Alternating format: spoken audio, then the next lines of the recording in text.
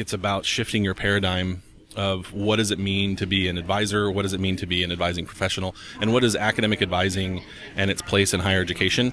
That's all conversations that are happening here as well.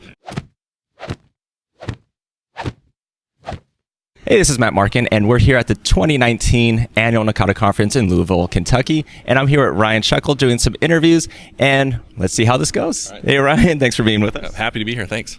So can you, for those that are watching, can you tell us a little bit about yourself, where you work, what your role is, your responsibilities? Yeah, so I'm at Texas Tech University. I'm the assistant director for what we call pre-professional health careers. It's pre-med, pre-nursing, pre-pharmacy, advising, that sort of stuff. Awesome. And at this conference, are you presenting? What are you presenting on? Yeah, I'm excited to be a part of the hot topic in technology, which is the last day, and we encourage everyone to stick around and to do all that. We're going to be talking about using an LMS to supplement and augment your academic advising practice. And if this is posted during the conference, please go to the last session. Go to Ryan's. That would be great. Now, a lot of people that may know you or may not or have heard of you, they think of you with Star Wars. Can you tell us how that all came about with your love, I guess, for Star Wars and how that's kind of been incorporated into advising or your presentations? Yeah, absolutely. Well, first, we could talk forever about Star Wars. But when I was an advisor, frontline advisor working at the School of Art at my institution, I was trying to figure out how do I incorporate advising theory into my practice? How to inform my practice with theory? And I kept running into distractions and the day-to-day, and it was actually my interest and my long-time fandom of Star Wars that sort of broke that barrier to figure it out.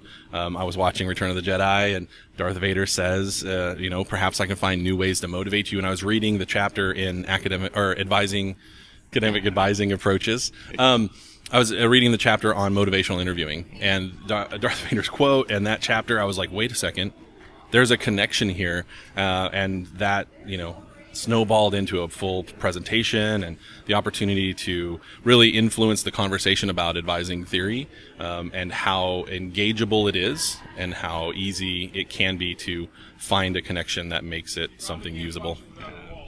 So, Star Wars, do you like Star Trek? So when I was in undergrad, not Voyager, the Next Generation, Star Trek Next Generation was often on in the afternoons, and I'd find myself watching it, and about 15, 20 minutes in the episode, I'd think, what am I doing? This isn't my thing. So I can appreciate it, but no, Star Wars is way better. Well, we can still be friends. I'm more Star Trek. Mandalorian's coming out. What are your thoughts on that? It looks amazing. I think we can trust Jon Favreau. You can see what he did with the MCU, the Marvel Cinematic Universe, and kicking it off with Iron Man. And I think what he's going to do, I think it's been a hard time for Star Wars fans to figure out this new Disney version of that world. And I think John's one of the right guys. He's also working with Dave Filoni, who's been probably the most consistent creator for Star Wars through their animated products for the last 12 or so years. And it's going to be great. I mean, it was a automatic include in all my subscriptions. So.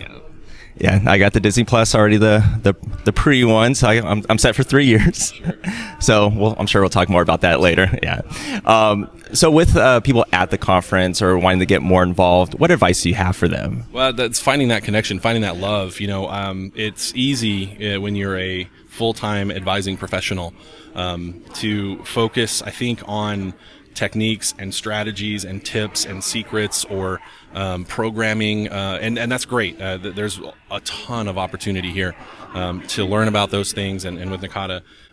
But eventually, I think it's about shifting your paradigm of what does it mean to be an advisor, what does it mean to be an advising professional, and what is academic advising and its place in higher education.